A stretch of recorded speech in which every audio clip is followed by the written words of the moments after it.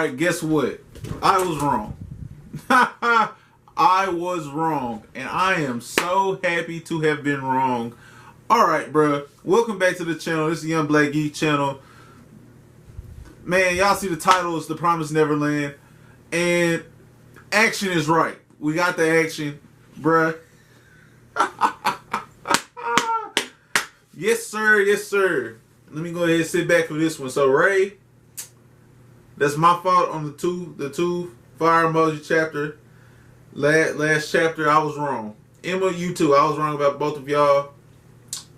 So, they both understood Mom. And they both understood that Mom, while she felt that she had broken them, she couldn't risk her most valuable merchandise staying dormant and then plotting something underneath her. So, she watched them extremely tightly. Like, she made sure that nothing happened that she wasn't aware of. And because of that, Don and Gilda were able to get the preparations for an escape still together. On top of that, Ray and Norman both have been thinking of a plan. And now to see Ray's resiliency, which I had noted had been improving 2 chapters ago. Last chapter, because they fooled me and Mom. Y'all too, probably. I had questioned their resiliency, and to see how well thought out he's done this, and that brother, that soliloquy he delivers at the end where he's like, harvest, food, I'm none of those things. I'm a human being. Come on, bro. 10. That's 10 out of 10 talk. That's top 10 talk. All of that. That's so fire to me. Where, and it goes to show like that slight edge that he's had as a character, where he is the quiet one, but he is also the edgiest one. And every time he brings it out, bro, I love it. Him laughing after being called a spy, loved it. And this right here, loved it. I loved it.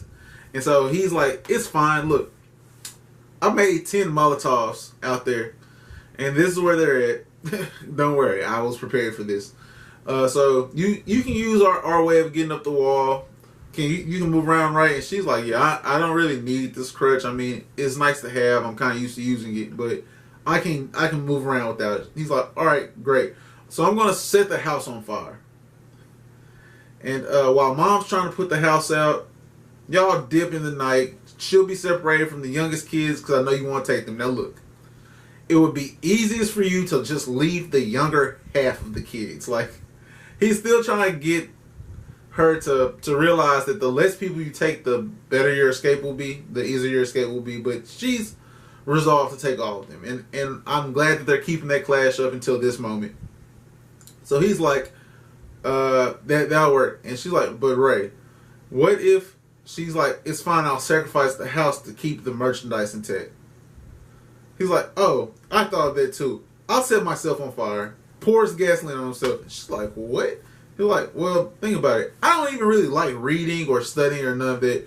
But once I realized what was going on, I did everything I could to make myself the perfect specimen, the perfect candidate for the late reaping and all of that. Like, I made them get me to the most mature state that they could.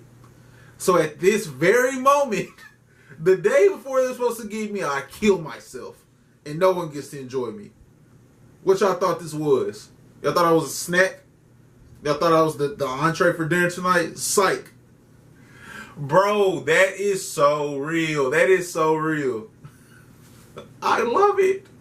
And then Emma had also been 10 toes down, and to see like last chapter where we kind of got the creeping of, yeah, I've actually been planning on how to get out here too, and I had Don and Gilda training the kids so that they can get out on file, and we got food, we got warm clothes, and the preparation for shelter. Like, we good to go at any moment.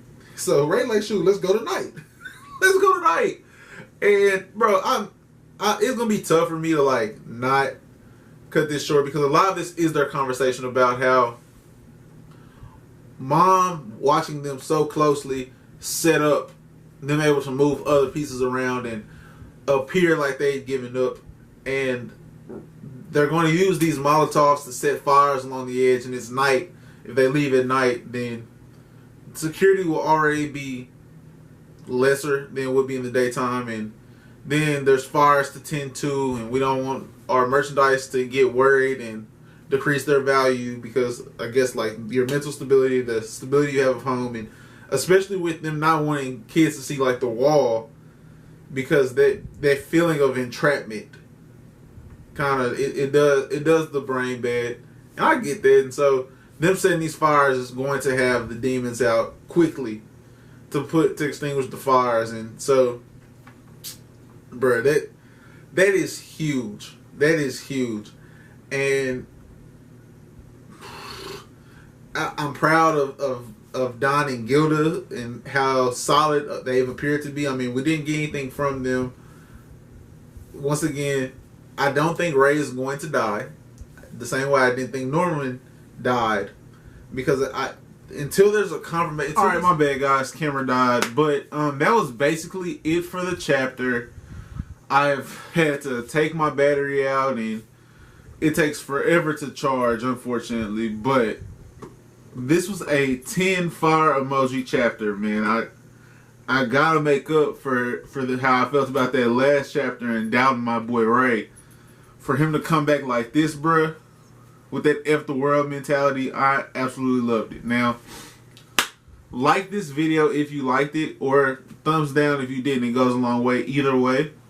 Subscribe to the channel if you're new, and of course, hit the notification bell so that you'll be alerted when new videos drop for The Promised Neverland, as well as other content.